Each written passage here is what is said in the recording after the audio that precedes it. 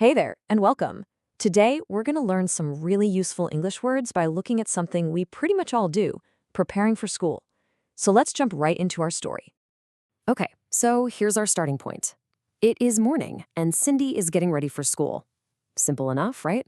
We've got our character, Cindy, and we know what she's doing. And that phrase, getting ready, that's really the heart of what we're talking about today.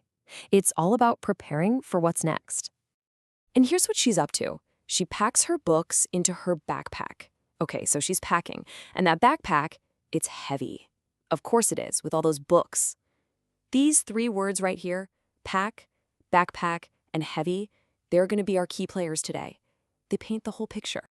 All right, so first up, let's just take in this morning scene. Starting with a simple story like this is such a great way to see how new words work in, a real life situation. Okay, let's get to the good stuff, the essential vocabulary. We're going to zoom in on those key words from Cindy's morning. So here they are, our big three. We've got the action, pack, the thing, the backpack, and the feeling, or description, heavy. What's so cool is when you put those three together, an action, an object, a description, boom, you get a super clear picture in your head. Let's break them down one by one. First, let's talk about the verb pack. This is what Cindy is doing. And think about it. She isn't just putting her books in the bag. She's packing them. That word has a sense of purpose, right? It means you're getting ready for a journey, whether it's just to school or, on a big vacation. Next up, the object itself, the backpack. Pretty straightforward. It's a bag with straps that goes on your back.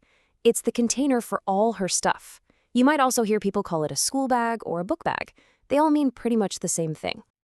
And last but not least, the adjective heavy. This word describes the backpack. It's not just a word, it's a feeling. It gives us that sensory detail. You can almost feel Cindy grunt a little as she lifts it up, right? It's not just any backpack, it's a heavy backpack. Big difference. Okay, awesome. We've totally got the basics down. So you ready to level up? Let's move on to some more advanced words and really expand our vocabulary. Let's check out this example.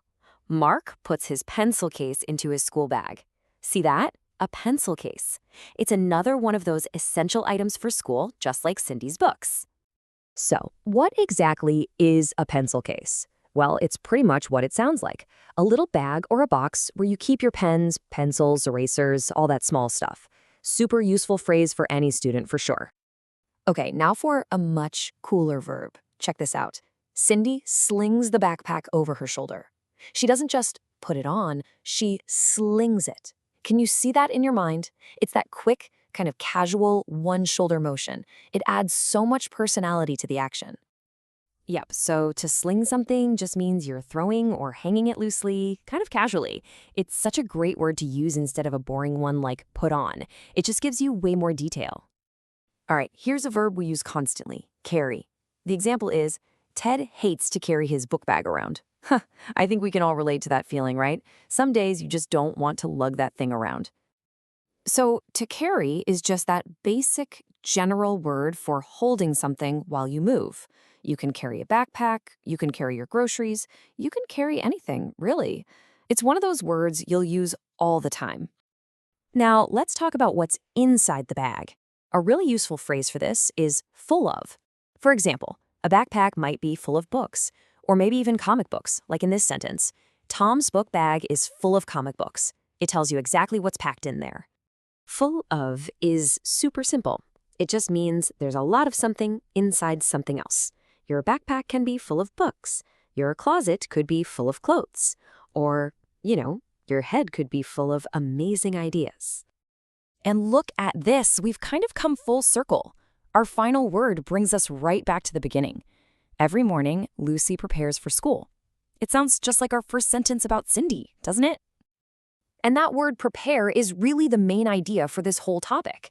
It just means getting yourself or something else ready for an event. You prepare for school, you prepare for a test, you prepare dinner. It's all about that act of getting ready. Okay, so we've learned all these new words. Now for the most important part, how do you actually use them? Let's talk about making this vocabulary yours. I mean, think about it. We've followed Cindy and Lucy's routines, but your morning is probably a little different, right? So what's your routine like? Because now you've got all the words you need to talk about it. You can describe how you prepare for your day, what you pack into your backpack, how you carry it, or maybe you sling it over your shoulder. You can even talk about if it's heavy because it's full of all your stuff. See? You can build a whole story. So, I want to leave you with one final question to think about.